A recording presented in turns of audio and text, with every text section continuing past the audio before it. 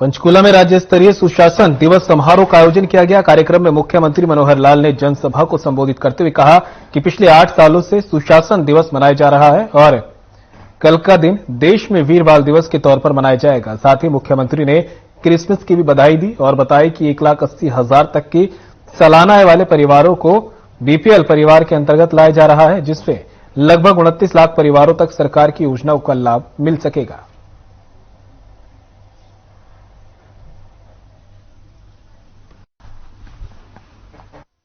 आज के इस अवसर को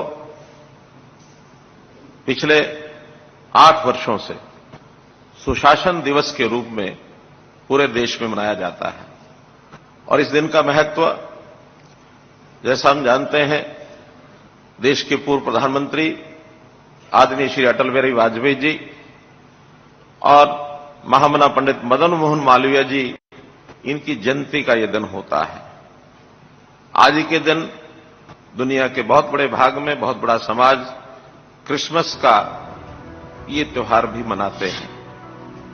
ऐसे अवसर पर मैं सभी महानुभाव जिनका आज जन्मदिन है, आदरणीय अटल बिहारी वाजपेयी, महामना पंडित मदन मोहन मालवीय जी, उनके चरणों में नमन करता हूं और आप सबको बधाई देता हूं।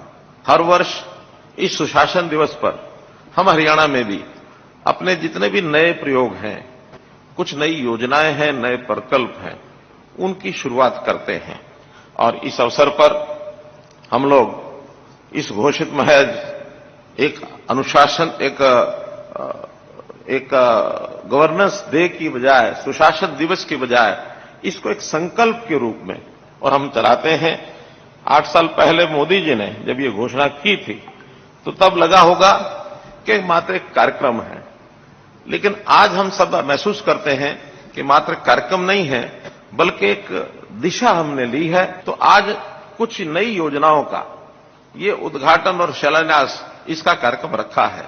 सबसे पहला जो बड़ा कार्यक्रम आज हम करने जा रहे हैं वो है बीपीएल के परिवार। इसी प्रकार कुछ और जो योजनाएं हैं जिनका आज शुभारंभ होने वाला है, उसके अंदर डिजिटल हस्ताक्षर वाली जमाबंदी की फर्द, अर्थात जो नकल हम पटवारियों के चक्कर काटते हैं, वो पटवारियों के चक्कर अब किसी लैंड ओनर को नहीं काटने होंगे। वो ऑनलाइन घर बैठे या किसी भी अपने सेंटर से और उसकी फर्द को वो ले सकता है। तीसरा एक योजना और आज शुरू कर रहे हैं कि जो विद्यार्थी कॉलेज में पढ़ते हैं, यूनिवर्सिटी में पढ़ते हैं, वो ऑनलाइन अप्लाई करेंगे तो उनको अपनी मार्कशीट के साथ, फाइनल ईयर की डिग्री लेने के साथ, उनको पासपोर्ट फ्री ऑफ कॉस्ट मुफ्त में मिलेगा। कोई भी विद्यार्थी ग्रेजुएट होने पर अपना पासपोर्ट साथ लेकर के जाएगा ताकि उसको विदेश जाने की यदि कोई इच्छा बनती है, कोई कार्यक्रम उसका बनता है, तो कम से कम ये सुविधा उसको तुरंत मिलनी चाहिए। मैं घोषणा करता हूं 8 जिलों के 177 कॉलोनीज को आज नियमित किया जाता है। हरियाणा पुलिस ने भी आज कुछ संकल्प लिए हैं, कुछ नई चीजें इनकी घोषणा की है। अभी तक हरियाणा में 3 कमिश्नरीज, पुलिस कमिश्नरीज थी, गुरुग्राम, फरीदाबाद और पंचकुला।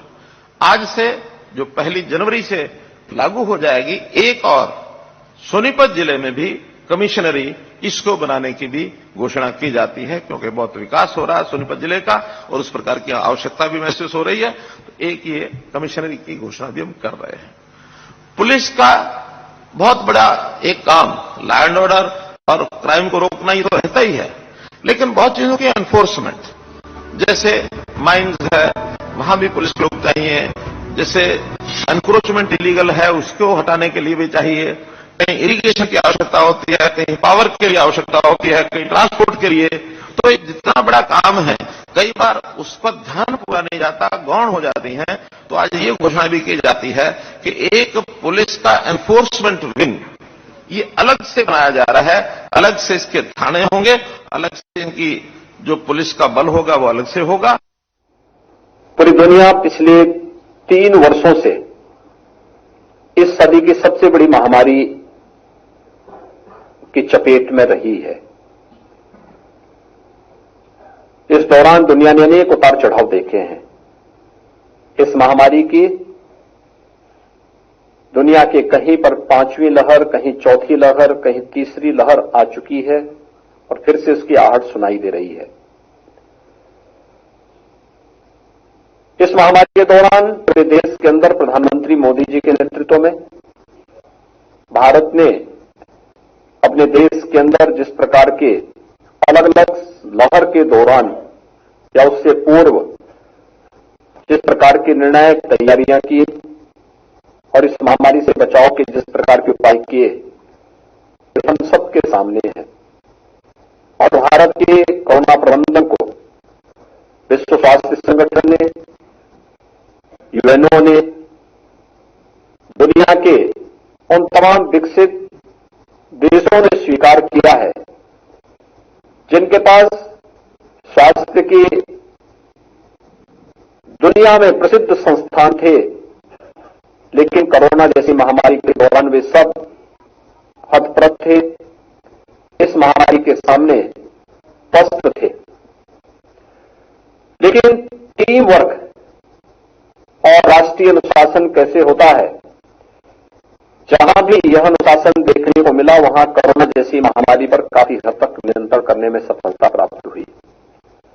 और भारत की 140 करोड़ की आबादी ने प्रधानमंत्री मोदी जी के नेतृत्व में उस राष्ट्रीय अनुशासन का परिचय दिया और परिणाम था कि लोकतांत्रिक मूल्यों के साथ जीते हुए, कार्य करते हुए पूरे देश ने एक टीम वर्क के रूप में इस महामारी को भी सामना करने की ठानी थी।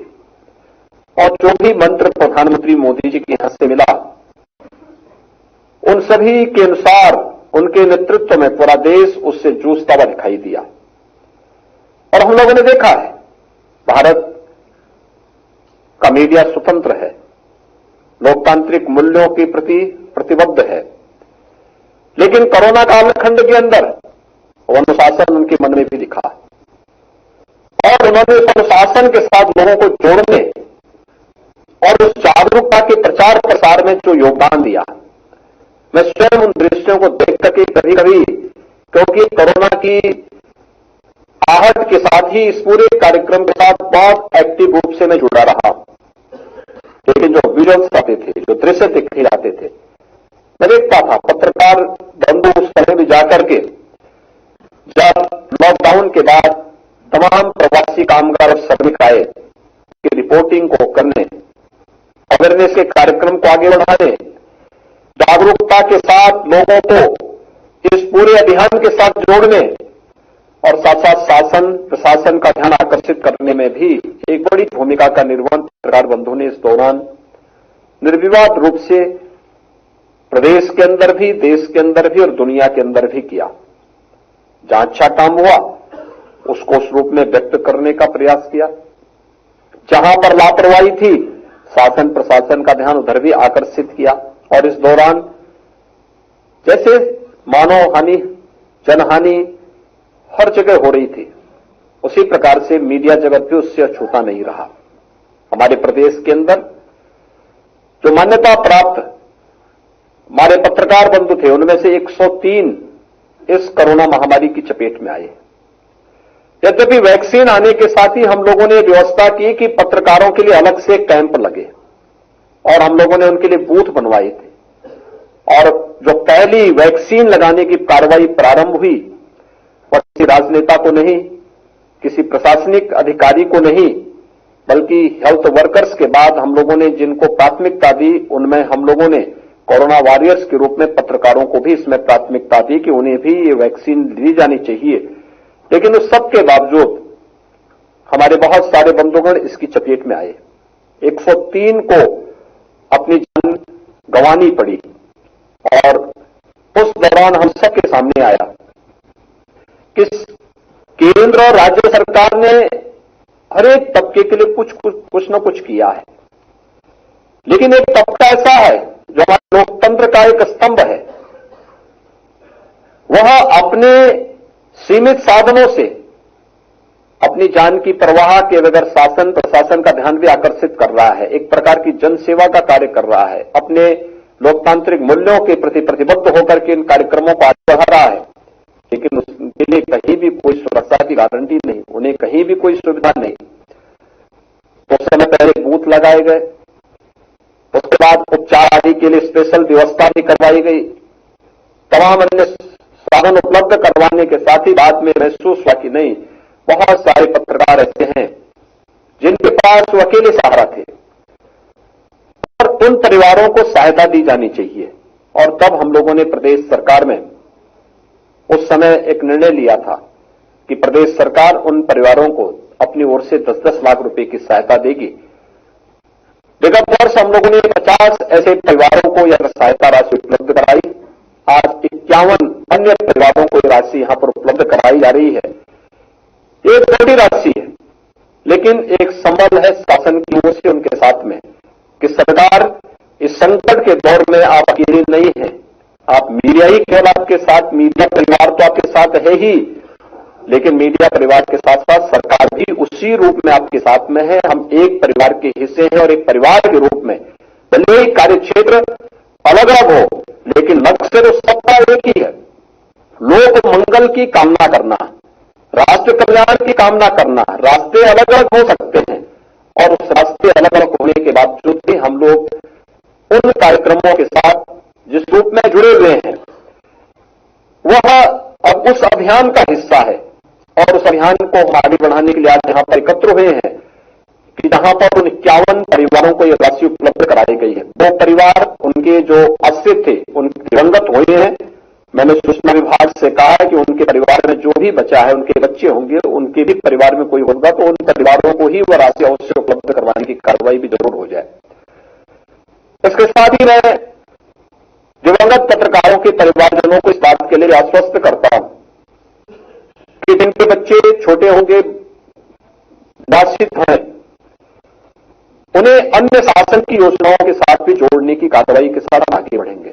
खासतौर पर निराश्रित महिला पेंशन की कार्रवाई जहां पर दी जानी है, इस कार्रवाई को सूचना विभाग ही अपने स्तर पर आगे बढ़ाने का कार्य करें।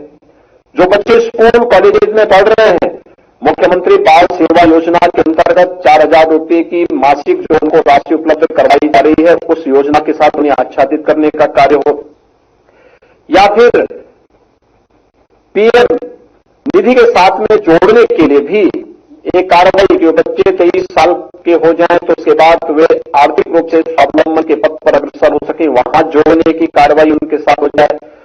तो वास्तव में केवल वह अपने को अलग थलग महसूस नहीं करेगा, वह भी अपने को मानेगा कि मैं भी इस व्यवस्था का पार्ट हूं और उस व्यवस्था के अंग के रूप में वह भी मजबूती के साथ अपने आप को जोड़ पाएगा। और यह संकट का दौर था। संकट के इस दौर में ये लड़ाई आपकी अकेले नहीं, हमारे लक्ष्य तक पहुंचने के रास्ते अलग हो सकते हैं, लेकिन उद्देश्य समान है और उस समान उद्देश्य के लिए हम समान रूप से उस संकट के दौर में आपके साथ सहभागी बनकर के पूरे रूप से संवेदनशील तरीके से अपनी पूरी संवेदना को आपके साथ व्यक्त करने के लिए आज यहां पर एकत्र हुए हैं। आज का दिन इसलिए भी चयन किया गया है, आज पूर्व प्रधानमंत्री भारत रत्न सदैव अटल बिहारी वाजपेयी जी की पावन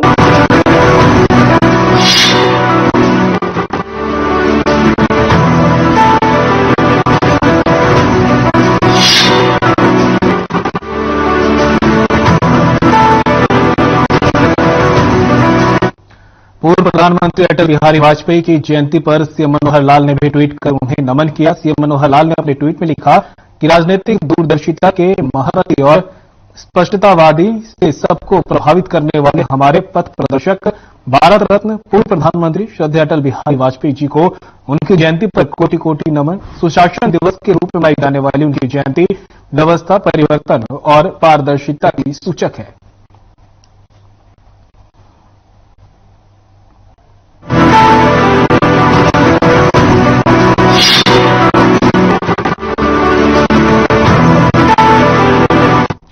भारत रत्न मदन मोहन मालवीय की जयंती पर मुख्यमंत्री मनोहर लाल ने ट्वीट कर उनको नमन किया। सीएम ने ट्वीट में लिखा कि महान समाज सुधारक, काशी हिंदू विश्वविद्यालय के संस्थापक भारत रत्न महामना मदन मोहन मालवीय को उनकी जयंती पर कोटि कोटि नमन। शिक्षा, साहित्य एवं राष्ट्र सेवा हेतु उनके पवित्र विचार हमारे लिए सदैव प्रेरणादायी रहेंगे।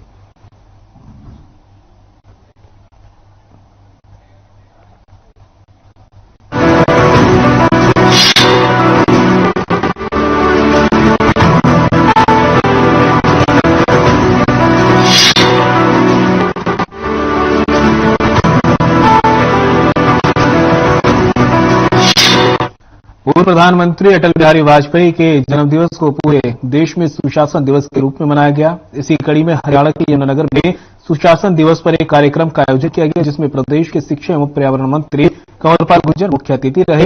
यमुनानगर जिला सचिवालय में आयोजित एक कार्यक्रम में शिक्षा मंत्री ने कहा कि पूर्व प्रधानमंत्री अटल बिहारी वाजपेयी के नेतृत्व में कानून सिस्टम में भारी बदलाव और सरलीकरण किया गया। अब उन्हीं लाइनों पर चलते हुए देश में विभिन्न कार्य किए गए हैं। हरियाणा में 500 से अधिक सुविधाओं को ऑनलाइन किया गया है, जिससे गरीब आदमी तक उसका लाभ पहुंच सकेगा। हरियाणा में 1,80,000 की आय वाले परिवारों को घर बैठे बीपीएल कार्ड दिए जा रहे हैं, आयुष्मान कार्ड बनाए जा रहे हैं। 60 साल की आयु होने पर घर बैठे पेंशन की सुविधा उपलब्ध करवाई जा रही है।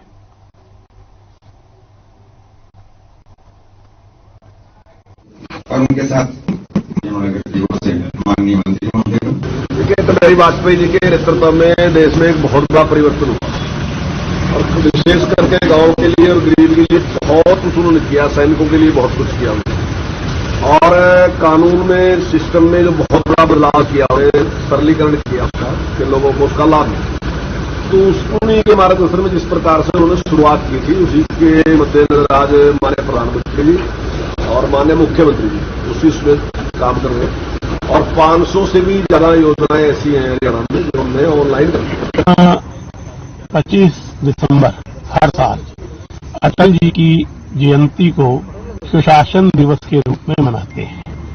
सभी लोगों को तुरंत प्रत्येक सुविधा मिल सके, किसी भी व्यक्ति को किसी बाधा का सामना न करना पड़े और हर काम अपने नियम के अनुसार ई सिस्टम के माध्यम से होता चला जाए।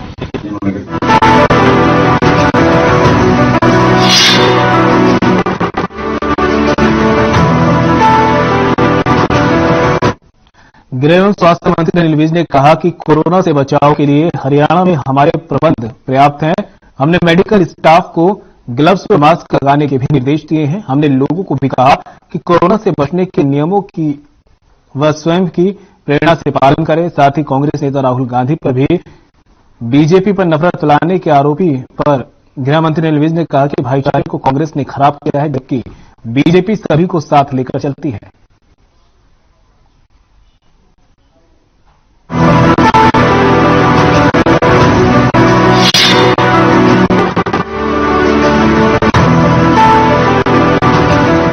देश और प्रदेश समेत कैथल में भी सुशासन दिवस मनाया गया, जिसमें अपनी ड्यूटी के दौरान उत्कृष्ट कार्य करने वाले अधिकारियों को जिला प्रशासन ने सम्मानित भी किया। वहीं दूसरी ओर सुशासन दिवस के इस कार्यक्रम में खुद जिला प्रशासन ही सुस्त नजर आया, क्योंकि जिस समय देश के प्रधानमंत्री मन की बात कर रहे थे, उसी समय कैथल की डीसी संगीता तेतरवाल अपने फोन में व्यस्त थी।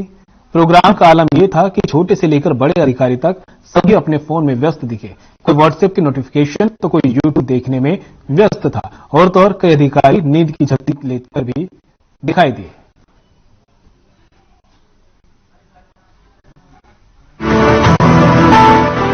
दो बार रतन जो 3 बार देश के प्रधानमंत्री रहे स्वर्गीय अटल बिहारी वाजपेयी जी का जन्मदिन है और पंडित मदन मोहन मालवीय जी का भी आज जन्म जयंती है। तो मैं सबसे पहले तो आप सबको बधाई दूंगी और उनके चरणों में उनको नमन करती हूँ। और आज सुशासन दिवस के रूप में ये मनाया जा रहा है। आज हमारे प्रदेश के माननीय मुख्यमंत्री मनोहर लाल जी ने राज्य स्तरीय जो कार्यक्रम पंचकुला से ऑनलाइन जुड़ने का काम किया हर एक जिले में, और उस पर जो बहुत सारी योजनाओं का भी आज शुभारंभ किया है।